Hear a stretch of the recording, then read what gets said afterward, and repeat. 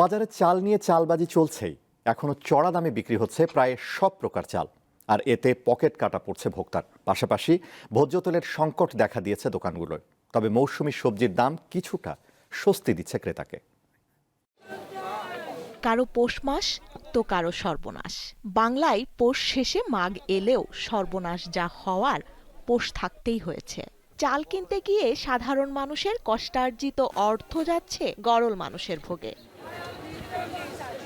রাজধানীর কাউরান বাজার ঘুরে দেখা যায় এখনো আগের বাড়তি দামেই বিক্রি হচ্ছে সব প্রকার চাল। আমি তো ব্যবসা করে 42 বছর, এরকম তো আমি দেখি নাই যে সিজনের দাম বাড়ে। গত মাসে নিয়েছিলাম 3300 টাকায়, ওই চালটাই রসিদ একটা চাল, ওই চালটাই এখন দেখি যে 3800 টাকা 3750 টাকা এইভাবে বিক্রি করতেছে। আমরা প্রতিটা কাস্টমারের জবাব দিতে হয়। আজকে 15-20 দিনের মাথা যদি 1 কেজি চাউলে 8 টাকা 10 টাকা বাড়ে, তো কাস্টমারের সাথে কি জবাব দিব? পার মন 100-200 টাকা করে আগে বেশি কিনে রাইখা দিছে, এখন তারা বাজারজাত করে চালের দাম বাড়ছে সেই জন্য।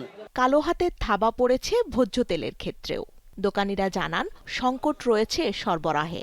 এই সুযোগে আবার অসাধু বিক্রেতারা বোতলে উল্লেখিত দামের চেয়ে কিছুটা বাড়তি দাম রাখছেন ক্রেতাদের কাছ থেকে। তেল সরবরাহ হইতেছে না, কোম্পানি আমাদের তেল দিতেছে না, ডিলার তেল দিতেছে না। তবে ভোজ্য তেল এবং ভাতের চাউল এই দুটোর দামে নিয়ন্ত্রণ করা দরকার। তার কারণ মানুষের যে ইনকাম, মানুষের যে আয়, এই দিয়ে আসলে চলে না। যে জায়গায় মানুষ 5 কেজি কিনবে সে জায়গায় এখন 3 কেজি কিনবে। যেমন একটা তেল 850 টাকা বডি রেট, আমি একটা কাস্টমার আসলে তাকে মিনিমাম 20 টাকা স্যাক্রিফাইস করতে হবে, কারণ সে কারণ বাজার আসছে অবশ্যই কম কেনার জন্য। বাজার ব্যবস্থাপনায় আরো সুষ্ঠু কিছু নীতিমালা আসা উচিত। বলা চলে একমাত্র শীতকালীন সবজির দামে কিছুটা স্বস্তি পাচ্ছেন ক্রেতারা। আলু পেঁয়াজের দামও স্থিতিশীল রয়েছে। সব সবজির দাম এখন অনেক কম। আগে আপনার শসা ছিল আপনার 60-70 টাকা কেজি, এখন 40 টাকা কেজি বিক্রি করতে আসছে। টমেটো ছিল 70-80 টাকা, এখন 40 টাকা কেজি। সিম ছিল 80 টাকা 60 টাকা কেজি, এখন সিমের কেজি মাত্র 30 টাকা। যেহেতু সিজন, সেক্ষেত্রে দাম তো একটু কম হবে, এটা স্বাভাবিক।